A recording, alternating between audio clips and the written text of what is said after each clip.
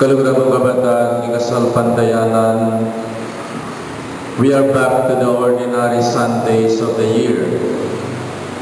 Ating kulay na po ng katamang liturgy ngeni, kulay ang green, because green is the most common nature, the most common color around us.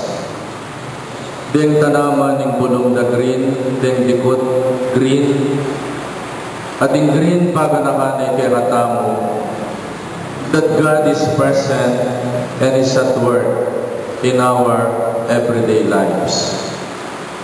Yarining Easter season at pigmasusyan tala, deng maulang event na ning faith town, Pentecost, Most Holy Trinity, Corpus Christi.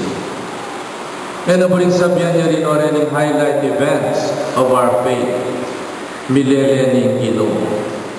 Ali. And nabuling sabihan, sinimbata mo. Likwan tayong Diyos, kimpisamban.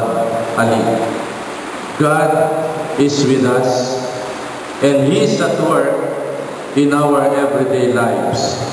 In the most ordinary events of our life.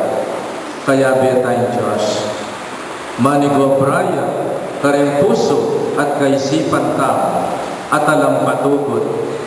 Manigo braya, kareng tanaman. Manigo braya, kareng asan, ampong animal. Manigo braya, king kabilugan, alelangan. My dear brothers and sisters, simpong gospel reading tamungin brings us back to the awareness.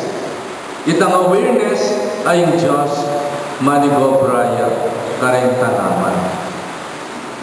Dakala milagrong mararapat, king kapaligiran tao. Halimbawa, tenang may bini. At imbini kaya rimen kenam, gawan ming ordinary, agagawan mo. Balikan ming bini, mag-germinate siya, tumubo ya, manyangaya, mamungaya, mamulong ya. That is the miracle of nature. Tenam na yung ordinary pale. Ing Diyos yung patubo, magpadanayang uran. Wadang gayong pale muktut siya, mamungaya. That's the miracle of nature. God at work in plants at tenam tao. God at work karing kaya tamong plasdan. Ibulos mo rin similya, mga nakilang similya, pakanan mong pellets o kaya pamakan tilapia, maging two fingers na 3 fingers, 4 fingers, 5 fingers. Di kayo maling plasdan. Sigurado po, potang mamupol kayong tilapia, ampong bangus. Potang sasalakan nyo na o lalambatan nyo na, mamaglundag na. It's a miracle of nature. Potang lalambatan mo rin, bangus, lulundag na, malaki islap na. What a miracle of nature. Teka mga pamulala, dahil similyang tilapia, binulus mo po at ang pupunan mo na. Oh my God. Tilapia ng mga ragul. Dahil mo na si Sesen mo, dahil manok na si Sesen mo, potang mga budla. Have you ever wondered the miracle of making of an egg? Siguro makapagmula na, ikaw yung ating poultry, ikaw yung ating plasda, ikaw yung ating pitamnanan, pali at niyayali wapa. Pakanan may pit, si manok, manghebon niya, at ipinghebon dumugang yan. What a miracle of creation. What a miracle of nature. Nasa Diyos ang awa, nasa tao ang gawa. Bali po din mong kaluguran king San Simon at langasikan. Kaya rin ang tinanap, itatampit niya po yung mangson. Every morning, din niya asawa, maglakad na ka rin pinapil, magrosaryo na. Tinamnang tatampit niya ang damson din pali, ing Diyos, yung bahalang magpatubo, magparabul, magpamuha, karening pali. The work of God in creation. Ing pamanuro, obra na yung mestra, obra niya naman ni akong Ginoo. Inyabin po ako, bilib po ka rin classroom, kaya ting crucifix, ang pong larawan ng Sacred Heart. Uling pa mag-aral, niya mo obra ning tanaturo, obra niya naman ning Banal na Espiritu. It is the spirit of knowledge, the spirit of wisdom, the spirit of understanding that opens our minds to the horizon of learning. Instrument to in teacher, pero mamantabi Banal na Espiritu, bang ibuklat no kaisipan de anak, kareng malala mapirwan ning kabyasnan. My dear brothers and sisters, metong po ka rin masanti nga bagay gawan tamo. Yabi tayong Diyos, king obra tamo.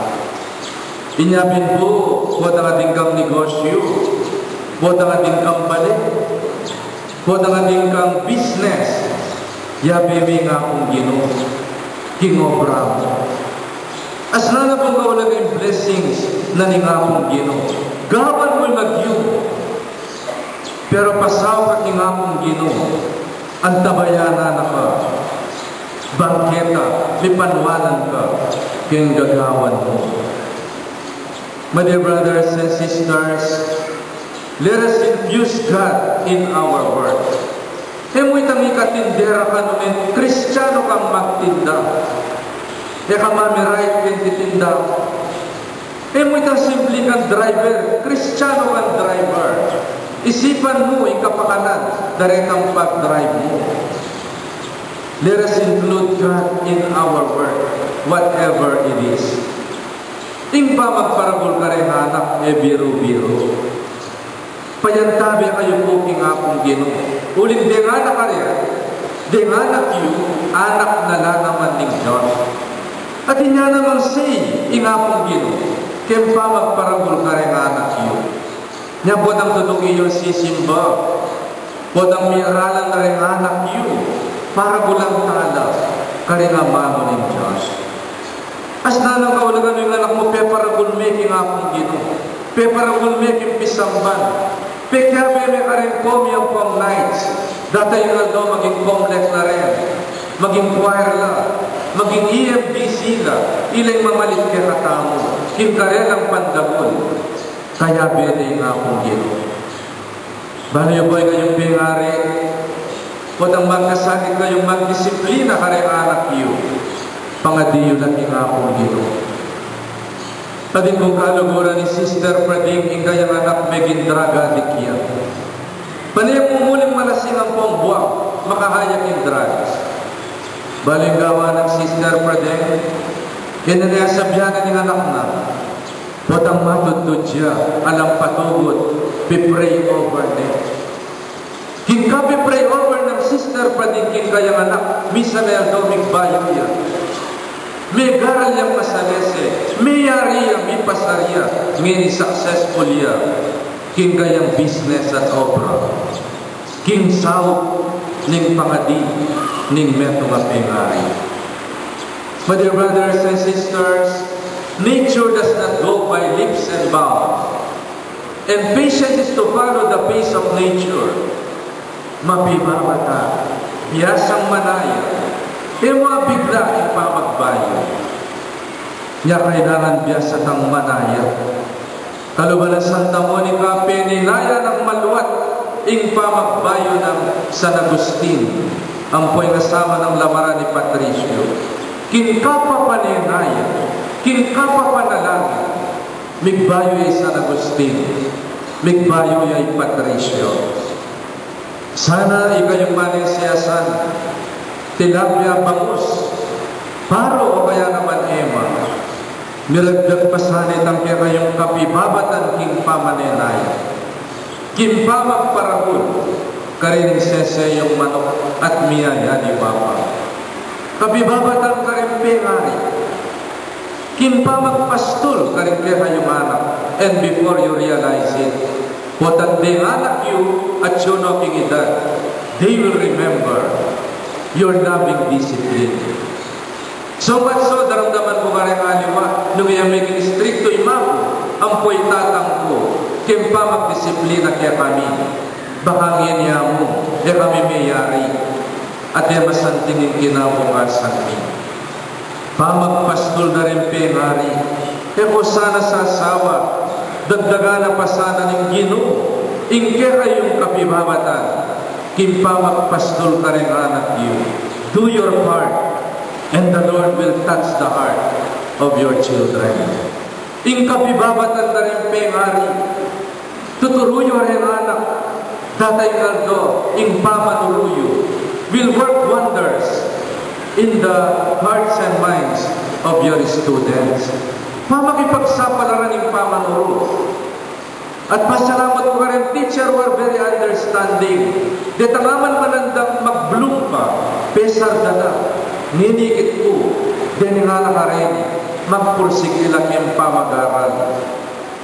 What an act of charity ka rin aliwan, teacher. Itang ituro mo na, mamagasa ka sana, dening pesar mo. Sumulong na pag-impamag-aral na. At yan yung wish me kaya kayong anak. Kapibabatan on our part. Sana pa magpursigi, kaya kayong dahil, bang mayari kayo. Kapibabatan. In all our lives, we need patience. Let us allow God to work in our hearts and minds. And the best proof ay Ginoo. Manigobraya kaya katao. Potang mikakalugod tao. Potang misasan metong tao. Potang makapibayo tao gali. Potang mila ko kakabusitan. Potang meging tapat ka ng asawa mo. Potang meging responsable ka ng obra mo. Potang likuan mo na rin marunong barkada. Potang may garal kang masalese. O rin din milagro. Nung ka rin mararapat. Ing lugod ng Diyos, ing antabi ng Diyos, karing kaya katamong pamibiyabiyab, talakad na.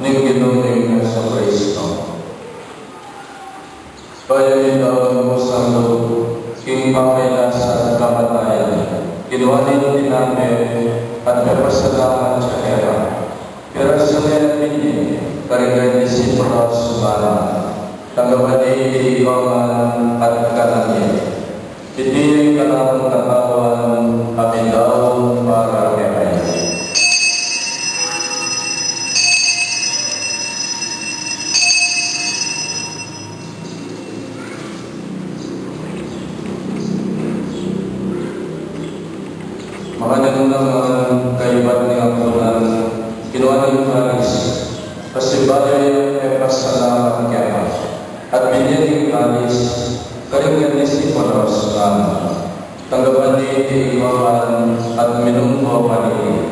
Piliin ni Paris ng kalamang dahil, indaya ng bayo, at alam ng dipan, aming bubuo para kaya kayo, at para rin sa tama. Bagian dalam matawaran dan kasatan. Dapet ini bilang kapingan